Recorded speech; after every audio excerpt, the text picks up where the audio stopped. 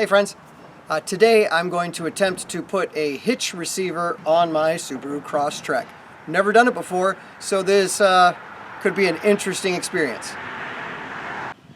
First things first, we have to get up under here and we have to remove, let's see, that and that. And more than likely, we're going to have to enlarge that hole. So I'm going to do that right now. There we go. There's one.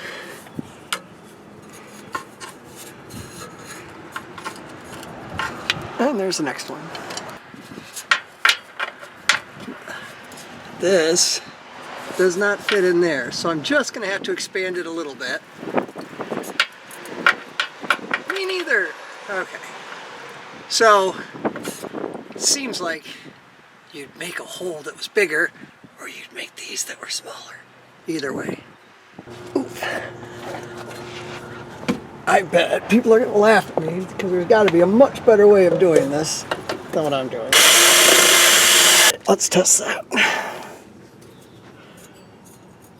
Let's see. Oh yeah, that's in there with no issue.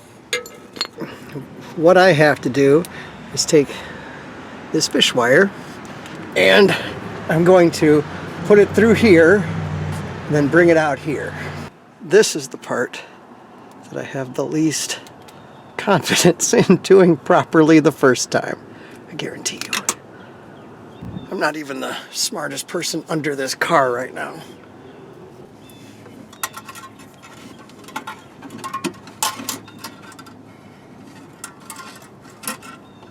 Aha. There we go.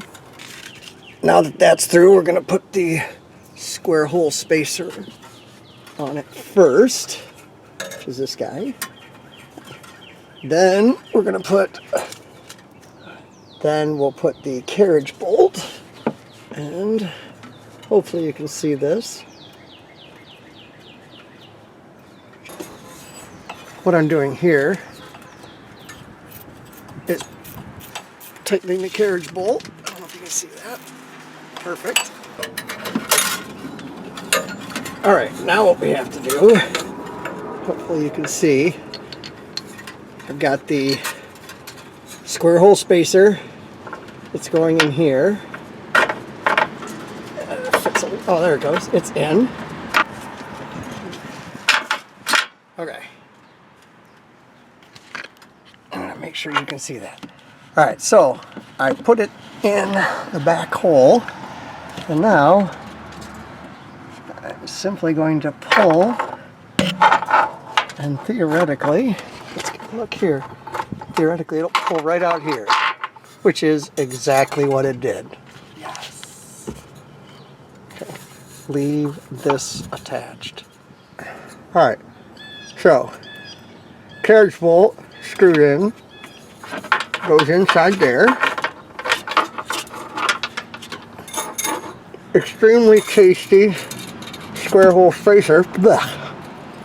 Then gets threaded through the fishing wire,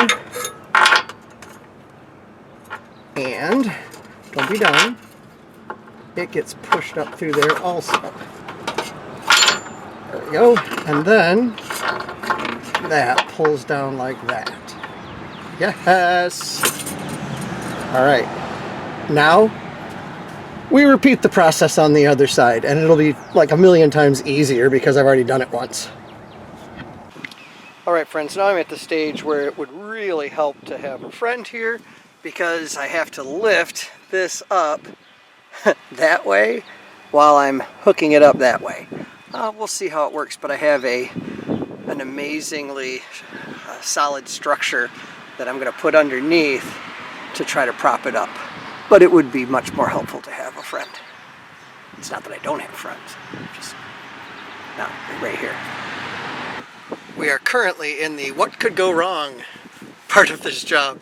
I'm going to thread this fish line through here and make sure that it doesn't fall on me.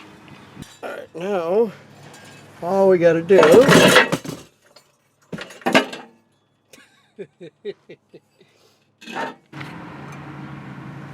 all right. I don't know if that's pointing anywhere where you can see anything, frankly. So what I was able to do was not film this very well, but I got that hooked in initially. It's just finger tight. And then I'm going to move to this one and get this one hooked in. Literally, the first time I did it, I forgot the spacer. Nice job. But at least there's some structural integrity holding it, so I'm not lifting it. Makes it a little bit easier.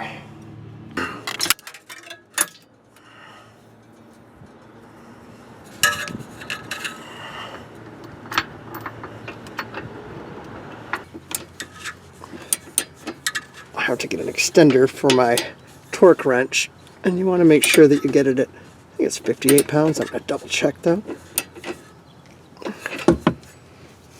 Again, make sure that you check it frequently to make sure that nothing gets loose.